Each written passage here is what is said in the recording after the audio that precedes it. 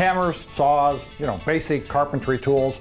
Add to that levels and pencils. They've all been around for a long time, and none of them have really changed a whole lot, at least not in the area of levels and pencils until recently. Pencils, of course, have become mechanical, but levels are getting a little bit more complex as well. So we're going to have a discussion today with Professor Know-It-All from Toolbarn University, who's going to run through a few of the different types of levels that are out there and explain what they do and why they do them. So let's take a stroll over to Toolbarn University. It could take some time, so stay with us if you would. All right, we're here at Toolbarn University, and I don't see Professor Know-It-All. I see... I'm Chancellor Griffith. Chancellor Griffith, okay. I'm head of Toolbarn University.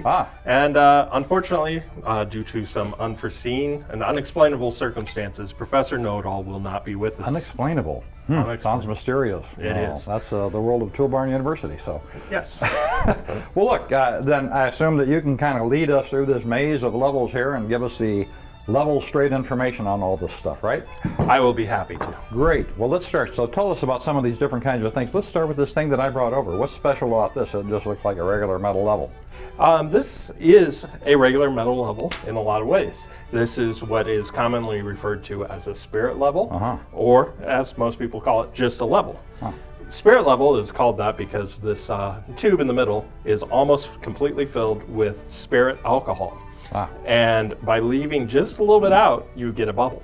That bubble naturally seeks the high point in the tube, which is slightly curved. So if this is on a level surface, that bubble goes right to the middle, like it's doing now. Spirit levels have nothing to do with pep rallies. No pep rallies or ghosts. Oh, okay. Different things. Okay. Yes. All right. So this thing, now look, this has got a couple of magnets in it, correct? Yes, it does. So for those, obviously it doesn't work on wood, but if you're working on metal, that's pretty convenient. Hands-free operation. Correct. And if you are working on wood, you could actually use some hand clamps or something like that to keep it. Right, yeah, because it won't work on wood otherwise. Yes. But levels are used by a variety of craftsmen, carpenters, masons, surveyors, metal workers, and even the lowly videographer has been known to use a level from time to time. We've had a problem sometimes with the video being just a little off kilter. I can see that. Yeah, well, it might just be me because I lean a little bit.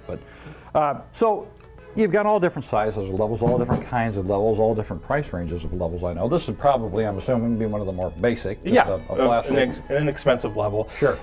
This is one of the neater levels. This is a modern innovation on the level.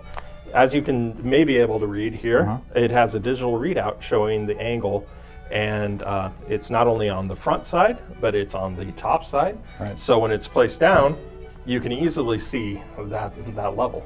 And you would want to know, it'll measure angles for you, and people might say, well, I thought levels were for flat or plumb surfaces. Why do you need to know angles?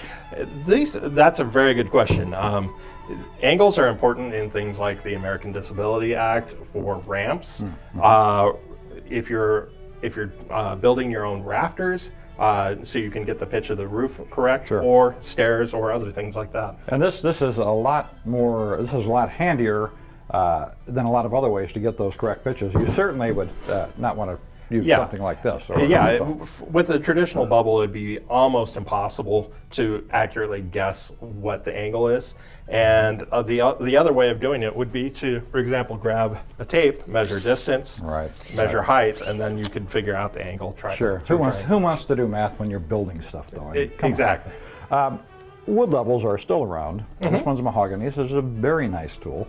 But with all the advances, for example, in technology and in metal, why would you still use a wooden level? Wood is very popular with masons, for example, and the main reason being is wood is a little bit more durable when it's how do I put this delicately? When you smack manipulated with a hammer. And the reason that a mason would do that is to level grout or whatever material is in between bricks. They can use that to really get a good level on each row of bricks. And they're still very durable devices and tools, right? Yeah, and also they look nice. Yeah, well, they do look nice, absolutely. Maybe a silly question, different lengths, I suppose, the bigger the project, the longer of a level that you want to have to work with, right? Yeah, this will help you ensure a better level over a longer angle. It should make it more accurate. Great. Well, thanks for that level-headed information that you've given us about levels. Look, you know, everything really begins when you're in any kind of a project with having a good level plumb surface. Right angles are good in a construction project, and the bigger the project, the more important it is to get those angles correct when you start, right? That is correct. And, you know, even though I work for Toolbar University, I always go back to what my grandfather said, which is measure twice, cut once.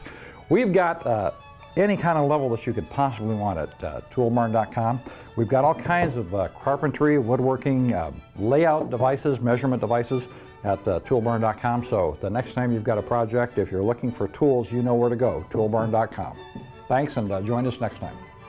Thank you.